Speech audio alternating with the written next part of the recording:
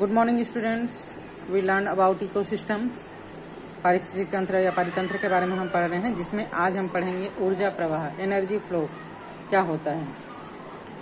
ऊर्जा प्रवाह का मतलब होता है जीवों में एक जीव से दूसरे जीव तक ऊर्जा का ट्रांसफर होना, ऊर्जा को संचित करना, उसका उपयोग करना और दूसरे जीव में इसको ट्रांसफर होना, फिर से प्रकृति में मुक्त करना। ये जो चक्र है जो चलते रहता है उसे ही एनर्जी फ्लो या ऊर्जा प्रवाह कहा जाता है।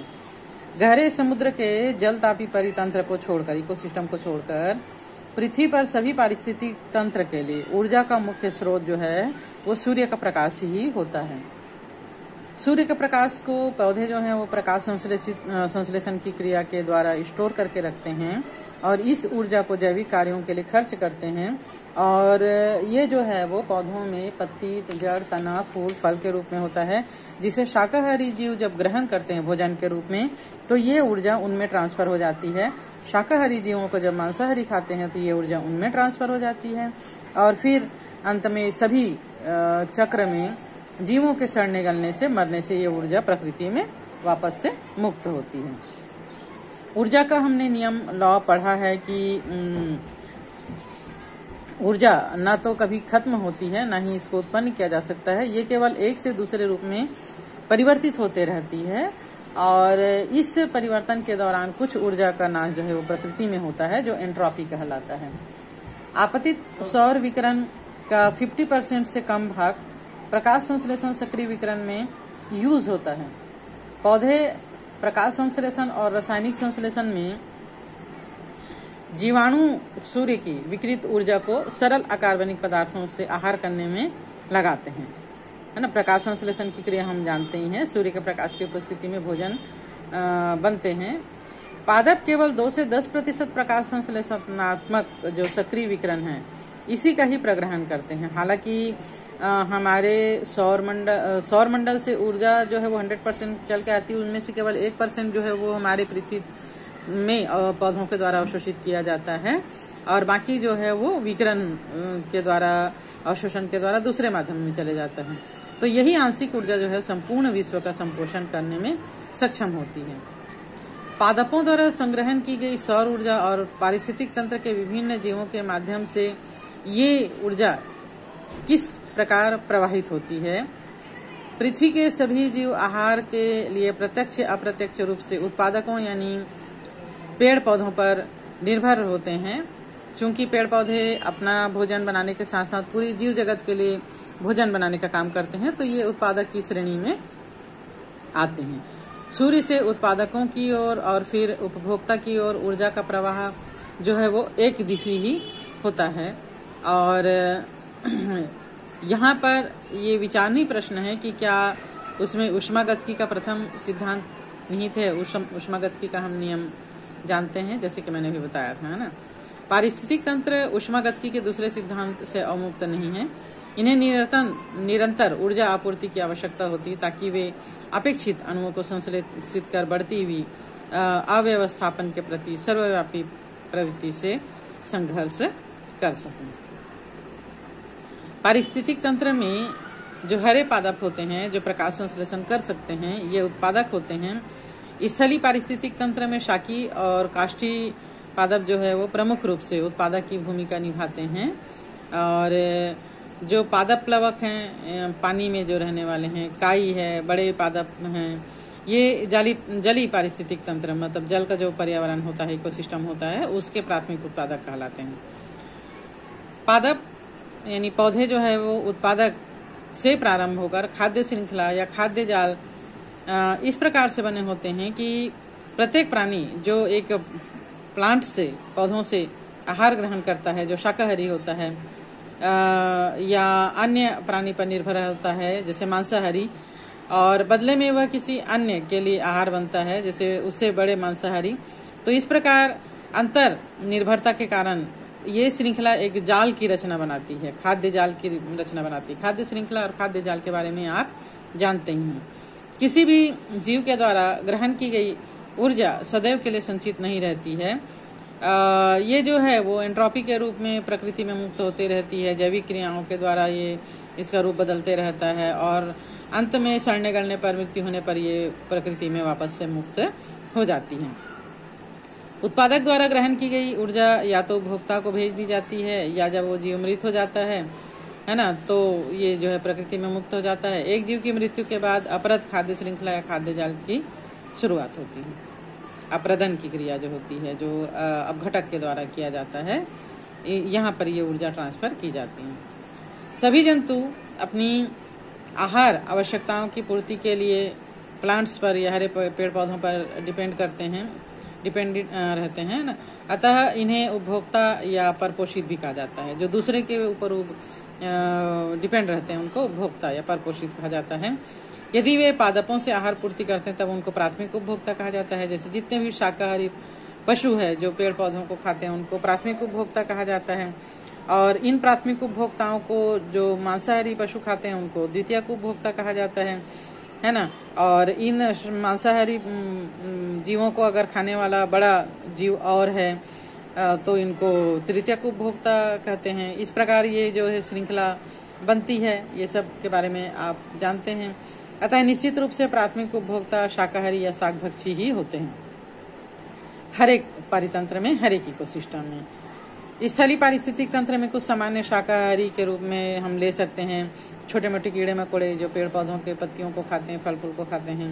इसके बाद आ जाते हैं पक्षी जो अनाज बीज फल वगैरह खाते हैं, है ना।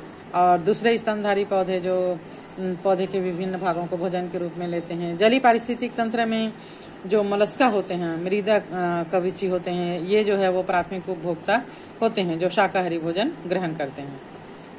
वैसे उपभोक्ता जो शाकाहारी जीवों से आहार पूर्ति करते हैं उनको मांसाहारी या मांसभक्षी कहते हैं। जो जीव डायरेक्ट पेड़ पौधों को ना खाकर जीव जंतुओं को खाते हैं तो उनको क्या कहते हैं, मांसाहारी। इसलिए इनको प्राथमिक मांसभक्षी या द्वितीयक उपभोक्ता कहा जा सकता है। वे पशु जो अपने आहार के लिए प्राथमिक मांसभक्षियों पर निर्भर रहते हैं उनको द्वितीयक मांसभक्षी या तृतीयक उपभोक्ता कहा जाता है। जैसे कि यहाँ पर एक दिया हुआ है, चार्ट दिया हुआ है खाद्य श्रृंखला। घास के मैदान में घास जो है वो उत्पादक है, हिरन उसको खाने वाला प्राथमिक उपभोक्ता है, और हिरन को खाने वाला बाघ जो है वो द्वितीयक उपभोक्ता है। इसी प्रकार घास को खाने वाला ग्रासोपर जो कीड़ा होता है प्राथमिक उपभोक्ता, और बाज जो है वो द्वितीयक उपभोक्ता। घास के मैदान में चूहा प्राथमिक उपभोक्ता, बाज जो है वो द्वितीयक उपभोक्ता, और घास को खाने वाला बकरी प्राथमिक उपभोक्ता, और उसको खाने वाला मनुष्य जो है वो द्वितीयक उपभोक्ता होता है। इस प्रकार का जो अपरद खाद्य श्रृंखला है एक अन्य प्रकार की खाद्य श्रृंखला है जो मृत कार्बनिक सामग्री से भी प्रारंभ हो सकता है, और ये जो है वो अपघटकों से बना होता है, जिसमें मुख्यतः कवक और बैक्टीरिया के रूप में ये परपोषित जीव होते हैं। ये मृत कार्बनिक सामग्री या अपरदों से खंडन द्वारा अपेक्षित ऊर्जा एवं पोषण को प्राप्त करते हैं। इन्हें मृत पोषी या पूर्तिजीवी भी कहा जाता है।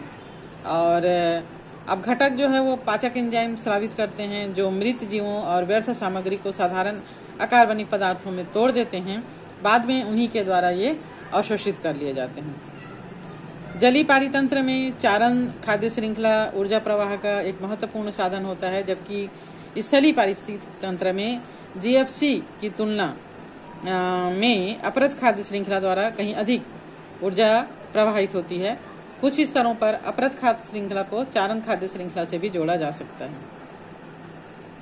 अपरद खाद्य श्रृंखला के कुछ जीव चारण खाद्य श्रृंखला पशुओं के शिकार बन जाते हैं, और एक पारिस्थितिक तंत्र में कुछ जीव जंतु जैसे काकरोच है, कौवे हैं, ये सर्वभक्षी के श्रेणी में आते हैं। ये सब कुछ खाते हैं, मतलब ये शाकाहारी यानी प्राथमिक उपभोक्ता भी होते हैं, और ये जीव जंतु को खाने वाले यानी द्वितीयक उपभोक्ता के श्रेणी में भी आ सकते हैं। खाद्य श्रृंखलाओं का यह प्राकृतिक अंतर संबंध एक आहार जाल का निर्माण करता है। आहार जाल के बारे में हमने पढ़ा ही है। ये आहार जाल जो है वो एक ही चीज को कई जीव खाते हैं और उन जीवों को फिर कई जीव खाते हैं। इस प्रकार जो है वो एक आहार जाल का निर्माण होता है। यहाँ पर एक पारिस्थितिक तंत्र में पोषण स्तर का आरेखी निरूपण दिया गया है ना। पहली पोषण स्तर में प्राथमिक उत्पादक जैसे सभी पादप आ जाते हैं, पादप प्लवक घास वृक्ष इत्यादि। प्राथमिक उपभोक्ता के क्रम में द्वितीय पोषण स्तर में शाकाहारी जीव जंतु जैसे जंतु प्लवक टिड्डे गाय वगैरह। द्वितीय उपभोक्ता या तीसरी पोषण स्तर में मांसाहारी जैसे पक्षी, मछलियां, भेड़िया, और चतुर्थ उपभोक्ता स्तर में चौथी पोषण स्तर उच्च मांसाहारी मनुष्य, शेर इत्यादि आते हैं। तो इस प्रकार आहार पूर्ति संबंधों के अनुसार सभी जीवों का प्राकृतिक वातावरण जो है वो एक समुदाय में अन्य जीवों के साथ एक स्थान होता है। सभी जीव अपने पोषण या आहार के स्रोत के आधार पर आहार श्रृंखला में विशेष स्थान ग्रहण करते हैं, जिसको पोषण स्तर यानी ट्रॉपिक लेवल के रूप में जाना जाता है। तो जैसे कि हमने यहाँ पर देखा, उत्पादक जो है वो प्रथम पोषण स्तर में आते हैं, फर्स्ट पोषण स्तर। इनको खाने वाले शाकाहारी द्वितीय पोषण स्तर में, शाकाहारी को खाने वाले मांसाहारी तृतीय पोषण स्तर में, और इन मांसाहारियों को खाने वाले जो है वो उच्च मांसाहारी चौथे पोषण स्तर पर आते हैं। ये जो है वो एक क्रम में संबंधित होते। यहाँ पर हम विभिन्न पोषण स्तरों से होते हुए ऊर्जा के प्रवाह को देख पा रहे हैं। तो महत्वपूर्ण तथ्य ये है कि उत्तरोत्तर पोषण स्तर में ऊर्जा की मात्रा जो है वो घटती जाती है। जैसे पेड़ पौधों के द्वारा मान लीजिए 1% का 100% लिया गया है, पेड़ पौधों के द्वारा जैविक कार्यों में खर्च होता है। कुछ पेड़ पौधों को ही प्राथमिक पोषक स्तर जो खाता, तब इसमें ओनली 10% ही जो ऊर्जा है इसमें जा पाता है, और ये इस ऊर्जा का 90% जैविक कार्यों में खर्च करता है। और इनमें से कुछ को ही सेकंड पोषण स्तर जो है वो भोजन के रूप में ग्रहण करते हैं, तो ये इसमें ट्रांसफर हो जाता है। और फिर इनमें से सभी 100% को तो अंतिम पोषक स्तर ग्रहण नहीं करेगा, कुछ को ही ग्रहण करेगा, तो ये फिर अंतिम पोषक स्तर तक जाता है। इसी प्रकार ये अपघटकों से होते हुए पूरी सारी ऊर्जा जो है वो अपघटक के द्वारा पुनः प्रकृति में वापस चले जाता है। प्रत्येक पोषण स्तर पर जीव अपनी ऊर्जा की आवश्यकता के लिए निम्न पोषण स्तर पर निर्भर होता है। एक विशिष्ट समय पर प्रत्येक पोषण स्तर का जीवित पदार्थ की कुछ खास मात्रा होती है, जिसे स्थित शस्य या खड़ी फसल कहा जाता है। स्थित शस्य को जीवित जैविकों की मात्रा यानी जैव मात्रा का इकाई क्षेत्र में संख्या से मापा जाता है। एक प्रजाति की जैव मात्रा को ताजे या शुष्क भार के रूप में भी व्यक्त किया जाता है। तो इस प्रकार ऊर्जा जो है वो 10% के नियम का काम फॉलो करती है। जैसे कि मैंने बताया कि सूर्य के प्रकाश की केवल 1% पौधों के द्वारा 100% यूज किया जा रहा है, तो ये जैविक कार्यों में 90% को खर्च करेगा, और 10% ही द्वितीय पोषण स्तर पर जाता है। द्वितीय पोषण स्तर में ये जो है वो 90% को अपने जैविक कार्य में खर्च करते हैं, और केवल 10% जो है वो तृतीय पोषण स्तर पर, और तृतीय पोषण स्तर से फिर अंतिम पोषण स्तर तक केवल 10% ही जा पाता है। और इन सभी जो पोषण स्तर में हैं, इन जीवों के मरने से, सड़ने गलने से, ये इनको जो अपघटक हैं ये ऊष्मा इनमें ट्रांसफर होती है, और अपघटक फिर इनको प्रकृति में मुक्त करते हैं। इस प्रकार ऊर्जा जो है वो 10% के नियम का पालन करती है, जिसे 10% का ऊर्जा प्रवाह का नियम कहा जाता है। तो आज के लिए हम इतना ही, नेक्स्ट डे आगे पढ़ेंगे।